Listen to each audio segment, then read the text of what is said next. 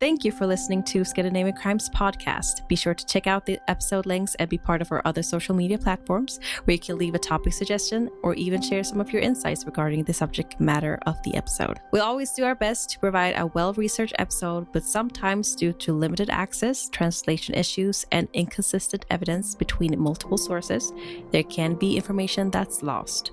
It is therefore good to do your own research and get a deeper understanding of a case of your own interest. So with that all said, let's start today's episode.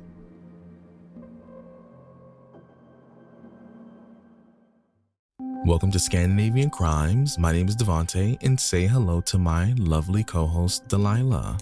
Hi. And on this podcast, we cover famous Scandinavian criminals who made their mark throughout Scandinavian history. So, welcome to another episode. This week will not be a predator, but this will be nonetheless about one of you guys' favorite subject matters, and that is murder. In this case, more like a murdering couple. So, in the serene Swedish countryside, wealthy farmer Sara Lundblad vanished without a trace. For nearly 2 years, the case puzzled authorities until Therese Tang uncovered the gruesome truth. Join us, because we're going to reveal how Sara Lundblad and Martin Törnblad, driven by greed, conspired in cold blood, leading to the landmark legal battle, and also just letting you know there's a lot of blads in these names here. So it's going to be a very interesting ride. Yeah, a lot of blood. Sounds like I'm Dracula blood. Sounds like Dracula. But I came to suck your blood. But Lundblad. But yes. Join us for this, and it won't be as long of an episode in terms of the story itself, but interesting nonetheless. So you already know what I'm about to say. Please make sure you grab your tea, grab your snacks. If you're on the way to work, tuck yourself into a nice little corner on the train, on the bus. Do what you have to do to really dive into the story. Because this is the story of Martin Törnblad and Sara Lundblad.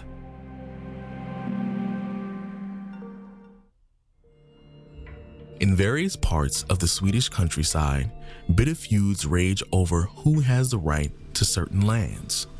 One such conflict lasted for many years between two neighboring farms in northern Forlosa, just outside of Kalmar. On one side, we have the Törnblad family, who can be described as a small-scale livestock set of farmers with limited land holdings. On the other side, Sara Lundblad, a property and forestry owner with land both in northern Forlosa up in the Nyköping area. The two farms are in sight of each other and managed by these two different owners. Land disputes are common in rural areas and can last for a very long time. For over 50 years, these two families have been locked in a fierce conflict. In the countryside, land equals power. It also represents wealth, which makes people eager to hold on to what they have and to acquire more to survive and develop their agricultural and forestry businesses. Sara was a successful farmer whose well-managed wealth has made him financially independent. He was a very hardworking man. Though he might seem gruff, he was well-liked by those who knew him. However, his success exacerbated the bitter feud with his neighbors, the Törnblads. The Törnblads are known for their tendency to spend freely, while Sara is known for his frugality. This tension reached a peak when Sara's daughter, Sara Lundblad, began a relationship in 2009 with Martin Törnblad, the son of the neighboring farm. This relationship sparked a significant conflict between father and daughter. Sara and Martin's vision of the future involved combining their lands. With Sara's wealth, they hoped to pay off the Törnblad's substantial debts and create a combined farm and agricultural operation. When Sara lent a large sum of money to the Törnblads, Sara immediately took measures to restrict her ability to manage the family's assets. From then on, only he controlled the Lundblad fortune. On August 30th, 2012, Göran vanished without a trace from the home he shared with Sara. A week later, Sara reported his disappearance to the police. Police Inspector Jonas was called to the scene where both Sara and Martin awaited for him. Jonas found the interview challenging. He had to remain highly focused in his questioning as it was difficult to get any information from Sara, who was brief and not particularly helpful, with Martin frequently interrupting to answer on her behalf. Even so, Sara was able to tell Jonas that it wasn't unusual for Göran to travel for work. However, this time he hadn't mentioned any plans to leave. According to Sara, she and Göran had argued before his disappearance. Sara felt she was ready to take over the farm, but Göran disagreed, saying she wasn't ready. This disagreement caused great tension and conflict between them. Sara was understandably upset about her father's disappearance. However, something felt off. Her sadness lacked genuine emotion. This struck Jonas as unusual, unlike other missing person cases he had worked on. The police initially believed that Göran had left his home voluntarily. They investigated ferries, flights, trains, but found no leads. It was like Göran had disappeared without a trace. But one day, Sara informed the police that she found Göran's car near his other apartment. What the officer found strange was that she and Martin began renovating this apartment just a week after her father's disappearance. They also started renovating the farmhouse, painting and redecorating various parts of it. As summer transitions into fall, Sara's half-sister, who lives in another town, contacts the police. She is worried and admits that she doesn't fully trust Sara in her report of their father's disappearance. She also reaches out to the newly established nonprofit organization Missing People in Kalmar. Despite extensive efforts, missing people's search and the police investigation yielded no results and led nowhere. There are reports that Göran had previously disappeared and returned as if nothing had happened. However, forensic technicians in Kalmar checked account activity and other indicators but found no leads. Despite extensive efforts to determine if he was truly missing, there was no signs of life from Göran. On December 22, 2012, the search for Göran was called off due to a lack of progress, as a larger murder investigation required all available police resources. A year passed, during which the missing people successfully solved several other disappearance cases. Therese Tang and her colleagues began working on older unsolved cases, and in early 2014, they resumed their search for Göran. When they revisited Göran's house, the normally quiet road was unusually busy, mainly due to Martin's activity. It seemed like he knew the missing people were there. He was often passing by, asking them questions, or driving past as if on some errand. After the first 2 days of searching, there had been a gut feeling that Martin and Sara might be involved. Despite the vast expanse of land where Göran could be, this suspicion persisted throughout the investigation. Over the following months, Therese deliberately tried to build trust with Martin and Sara. She easily befriended Martin, but reaching Sara proved more difficult. Whenever Therese mentioned Sara to Martin, he would respond that she wasn't ready to meet yet. Nonetheless, Therese strategically maintained her approach to get closer to the both of them. The situation shifted when Martin began calling Therese more frequently, seeking emotional support and sharing personal issues, including his recent divorce from his ex-wife. He hoped to receive empathy from Therese and win her favor by revealing his situation. Martin believed they shared a common ground, as he thought Therese had financial resources and an interest in farming. Over time, he aimed to replace Sara with Therese for his own benefit. This made Therese feel extremely uncomfortable. However, Martin's disclosures to her became a key catalyst in advancing the stalled investigation. Nearly 2 years had passed since the disappearance of Göran. During this time, Martin gradually grew to trust Therese. He sent her a text message, wanting to meet and reveal something important. This was the first time Therese felt a genuine sense of unease. Until then, they had been circling around the case, but now she sensed that something significant might happen. In the days leading up to Midsummer Eve on June 19th, 2014, they met in the early morning. After some casual conversation, Therese confronted Martin, hoping to get him to talk about Göran's disappearance. Secretly recording their conversation, she felt she had a chance to break through his facade. Then he finally said it. Martin revealed fragments of the truth. According to Martin, Sara had been at home and opened the door for him in the morning. Göran was lying on his back with his face turned toward the wall sleeping. However, when Göran heard someone coming, he woke up and turned around. Göran was about to scream, but Martin was quicker. Before Göran was able to make a sound or defend himself, Martin immediately pulled the trigger, shooting Göran in the face. While this happened, Sara was crying on the stairs. Martin described how he instructed Sara to go to the barn and fetch a blue tarp and a rope. They managed to lift Göran's body into the pickup truck and transported him to Martin's farm, where they had previously prepared and dug a grave in the middle of the farmland. Therese then said, "You need to tell me exactly where the body is." And so he did. Martin described that the body was located 3 fields away from their farm, about 1 kilometer on the Törnblad family's farm. On June 20th, shortly after Martin meets with Therese, he is arrested. 2 days later, Sara is also arrested. To verify Martin's account of how the murder occurred, the police initiate a thorough forensic investigation of Göran's home. Sara had mentioned that shortly after Göran's disappearance, she had redecorated the room he used as a bedroom. Forensic technicians noted the meticulous way the wallpaper had been replaced. They observed that the wallpaper had been carefully applied, particularly around the bed, but the precision diminished as they moved away from it. As they continued to investigate, they found clear indications of blood, suggesting that fluids had been absorbed into the fabric around the bed.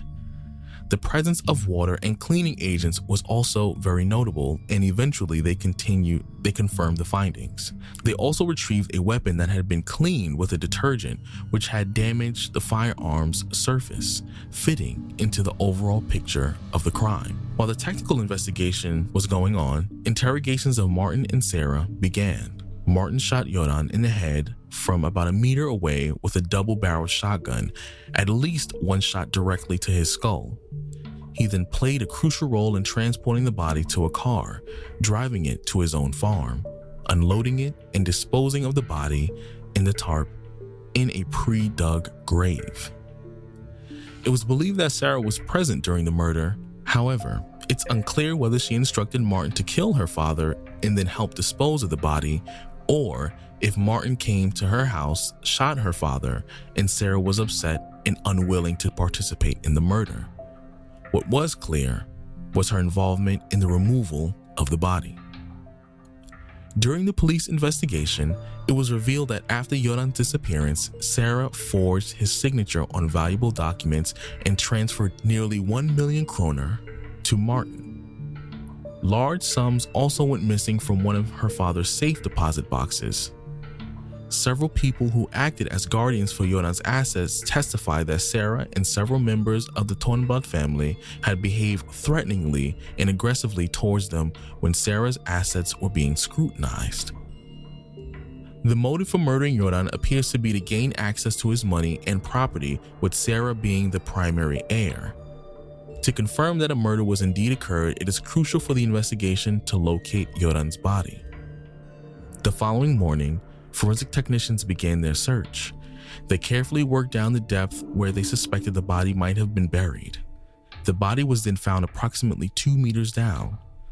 The face was somewhat disfigured, but there was no doubt about the identification. Sara and Martin were initially convicted in the district court, and on January 20th, 2015, the Court of Appeals held up their 18-year sentence for murder. After the conviction, Martin has since said that there is another perpetrator involved. He has also stated that he is trying to go towards a path of forgiveness. Martin has also been attacked multiple times in prison for being a snitch when he had plans to tell who truly murdered Göran, which the other prisoners did not approve of. Sara, now convicted of murder, is disinherited. Under the law, a person who murders an heir is not entitled to inherit from that person. Göran was estimated to be worth 50 to 60 million kroner, and to this day, Sara blames Martin for being disinherited of this fortune. With the Törnblad family's financial troubles leading to bankruptcy and Göran's house standing vacant and showing signs of wear from neglect, the community moves on.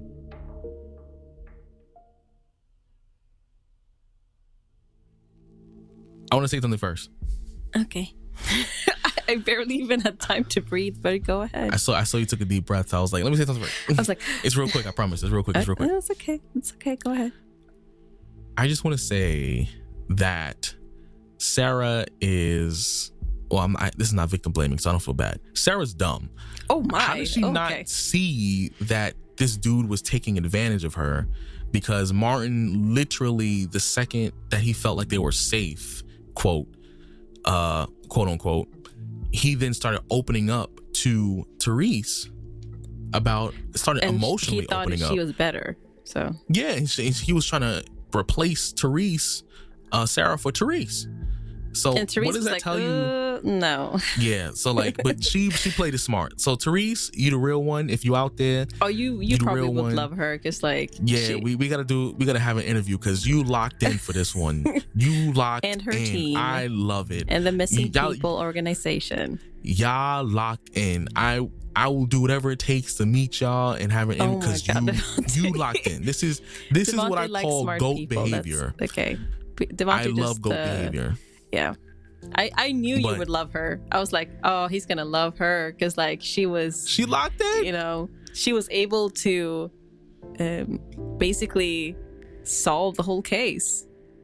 And that's because you said that Sara was stupid, but I feel like Martin was not. Oh no, he was because he was let me specify. He wanted to have, I guess, emotional support and whatever, and then he basically just told everything. Let me clarify for the audience. Sarah's dumb. Martin is definitely stupid. He's guaranteed dummy. So trust me, I think they're both was dumb. Basically like, I don't want you to be with him. He's sneaky, and she's like, no, She couldn't even tell she was being used by a moron, which means she was even dumber, which is why, rest in peace, Göran. But I'm just like, he was like, you're not ready. Clearly. There's some sources that indicate that they have a child together. By the way. Yeah, I just wanted to say that. I don't know even how they had time with that, because it must have happened immediately after the disappearance, because they barely was together for a long time. I think they were together for before. Oh, he was only together for a couple years. No, I think they were together for a year, maybe, and then the father disappeared, and then he disappeared for 2 years. I mean, maybe they could have done it after, or maybe before. I don't know. Or just a little before, yeah. But either way, they're dumb. Therese, you locked in. All right, I'm good. Okay, you can go. with your point. I actually wanted to ask you a question regarding Sara, but I just want to throw out the facts for y'all to just know. So the murder was brutal. Sara saw her father, Göran, blood everywhere, shot in the head. Everything was horrible. And normally people would just freak out. They'd be like, oh my God, a dead body. But Sara, she must have seen it because based on Martin's event, whatever he said, she was crying, but then she was helping out or whatever. So she must have seen the father in the state that he was in, but she was still able to help, transport the body. She was able to prevent anyone else from finding out. She was able to stay composed during the police interrogations or interview. And, the police officer in the beginning, Jonas, was like, this is weird, because she was so cold. Mm-hmm. So obviously he noticed that her behavior was very strange. But, she was able to stay calm, which is also very strange for someone to lose their family member recently. And they don't know where he is. And I also wanted to add something in contrast to the half sister. So the half sister,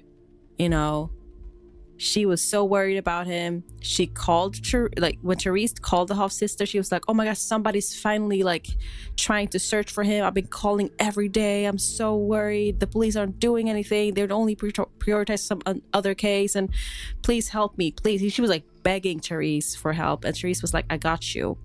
And then when she called, when she called Sara to inform that she's going to continue on the search for Göran, Sara was like, I put that all behind me now. I don't understand why people are still looking for him. He's gone. So, but do what you got to do. So don't disturb us. Like, I'm not going to disturb you. So, do your thing. So it was like a very contrast, Yeah, I think this is a lesson to many parents and future parents, be careful how you decide to kind of spoil your children and treat your children. But that's crazy. The reason I say that is because I remember way back when I was in college doing case studies, right? Mm-hmm. I remember there was a case of something very similar. I'll try and find it. I think I might still have it in like one of my old Google Drives or something like that from school. And it was a very similar situation where the son, it was a son. Mm-hmm. The son had a wealthy father. And because he grew up in a lifestyle of like, okay, yeah, I have all this money. He was very comfortable with his money. Yeah, he was rich. He was very comfortable with his money. But because he grew up in a lifestyle where he didn't hear the word no, that actually does change how children perceive not only money, but the world. So when they feel like things should be accessible to them, they should have something, any form of opposition they deem as why? Because it's a foreign concept to them. Like in their brain, they've never heard no their entire lives. So then it's just like, what do you mean I can't have this farm? And then Sara was like, I'm going to give this much money to them. And he's like, what are you doing? And they just denied access for the denied fortune. Her access completely. And she's like, which was okay. Yes. It's literally from that. going like from 100 to 0. Literally, he stopped her in her tracks, and then she lived a life where, remember, he was, even as a farmer or someone who owned rural land, he was wealthy, which means she lived a good life. And then the fact that the father denied her something. They did fight, I think, like a lot because of that, the whole thing, with her not being able to control any of the assets. So yeah, she was denied access to the money. Yeah, so which is why I'm like, be careful. Just in general, be careful with people. Say no sometimes. Do you want to know how many times she called him during his disappearance? How many was it? So over 3 months with nothing from Göran. She called the father's phone 11 times. And they were all under 4 seconds and no voicemail messages at all. So basically she would call and just like essentially hang up. Yeah. And the sister called every day, left voice messages and everything, and was really trying to find him. The half sister, right? Yeah. The half sister, The half sister, yeah. So it's like, it's a huge contrast. And that's why they figure out like her behavior was very strange. And we know the motive was money, obviously. Yeah. And, she didn't have a good relationship with Göran, as we already know. So how much do you think she was involved in the crime? Do you feel like she was? Oh, in my personal opinion? Yeah. Oh, I absolutely believe this was premeditated wholeheartedly. What are the chances? What are the chances? Because based on the story, remember what she said. Based on what the story said, how would he conveniently come over? Conveniently, he turns over. Conveniently, you shoot him in the skull. Conveniently, there's already a hole dug. Conveniently, I move out the body and bury it. Though, like, think of it as like in the spur of the moment thing. But the question was more like, do you think it was only Martin who did all that, or was it like? No. First of all, I think he's too dumb. I think she was the one who. I think she was the one who like was the mastermind. Truthfully, because she was stupid. She didn't know she was being taken advantage of. She asked him to like murder. Like, you have to murder my dad. Like I think like the way that it happened was premeditated, as if like, oh, it just happened. But I think she was the one who planned it and was like leading this thing. And Martin comes off as someone who was a moron. Like he was just someone who was just like, I'm just an opportunist. I'm here for the money. And she was the one who was just like, I deserve this, blah, blah, blah. Like this, how that relationship comes off to me. And then him emotionally being so open with Therese makes it seem like she was very cold, very calculated and distant naturally, which is why I remember, this is my assumption. I don't know if this is right or not, but that's why it seems like he was kind of unloading on Therese. I'm like, you have a whole girlfriend. Like, why are you unloading on someone else? I mean, you haven't known for that long. Cheating is a very popular thing nowadays, Devante. True, but it comes off like the relationship she was always kind of cold and calculating. And I wouldn't be surprised if the dad saw how like disconnected he left she was his and off. ex-wife to be with Sara. That's like interesting, Yeah, it sounds like something was going on. Truthfully, I don't want to dive deep into her life, but I can talk about it. It seemed like something's going on with her personality, and I wouldn't be surprised if she was a part of the reason. I think they probably had like a long discussion about like wanting to get rid of him, and then they actually, it became action in the end eventually. Yeah. So I believe that's true as well. I also wanted to ask you, like, why don't you think the police investigators, suspected them in the beginning? Because don't you usually suspect people who are close to the victims when there's like a kidnapping investigation? Yeah. So I know usually they suspect people who are closer, like husbands, wives, children, family, whatever. I don't know the process and procedure over there, because obviously it can be slight differences, but I think maybe what crossed their mind was motive. Like they probably felt like she was a part of the farm. She was making good money. Fine. She was rich. So she didn't have a motive to kill him, not knowing the details of the disagreement that they had before he died. Because if they don't know that, then from the outside, it looks like, well, there's no reason for her. She had money before and after, so money can't be the motivation. So it kind of takes out. And they all seem to be like normal people in general. Like maybe that's why, but I just feel like usually people, even though there's no motive, I feel like investigators still have some type of like, that they do suspect the like close members of the family or people they know. Yeah, I agree. I actually wanted to say that they did suspect that other people might have been involved in the whole thing. That there was like, that they suspected other members of the Törnblads to. Oh, absolutely. They were like egging them on. They were all in on it. How you show up to like, okay, Sara inherited all that money and the property, and they're with her pressuring, how dare you question her? I'm like, they're absolutely. They were egging them on. Like they were like probably helping. Like there's theories that they probably helped them out, that they saw some people hanging around the crime scene, or like there was a man specifically who was just like close by always.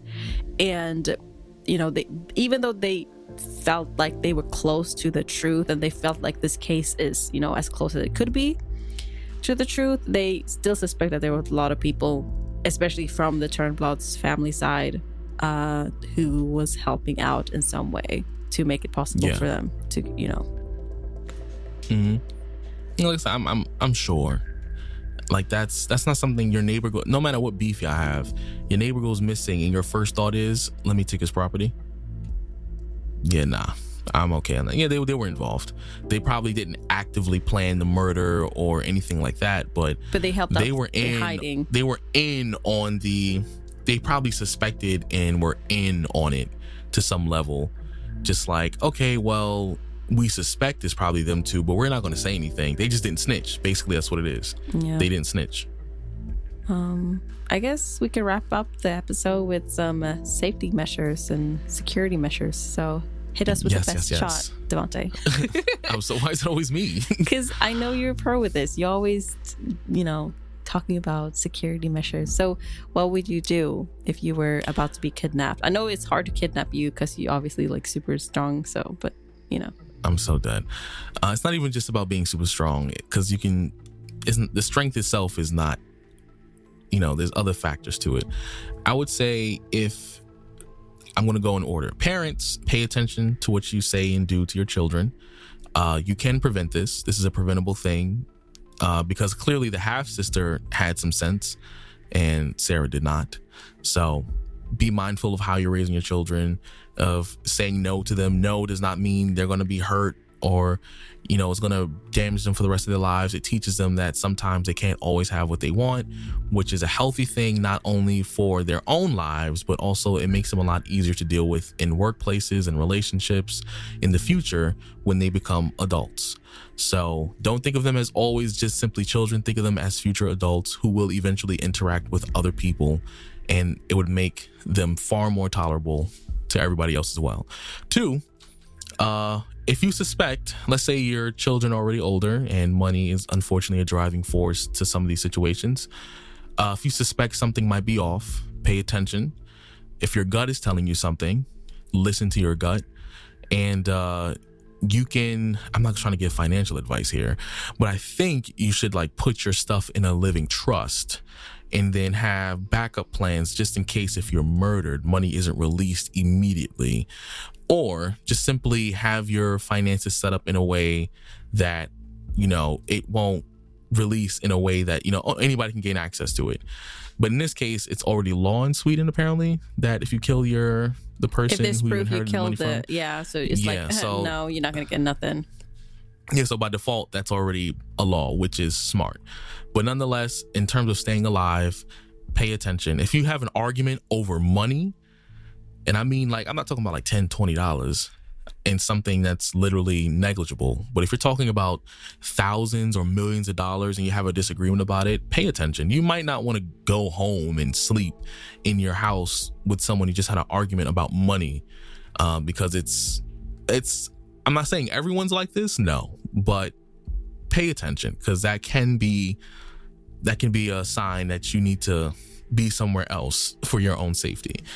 And last is overall, as much as money, does affect our lives and how important it is in terms of a tool that we can use to live and survive, it is not everything. Money can always be made.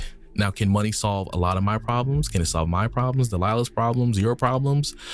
Probably. But also, I don't think it's worth taking someone's life over, because money is a thing that we give value to.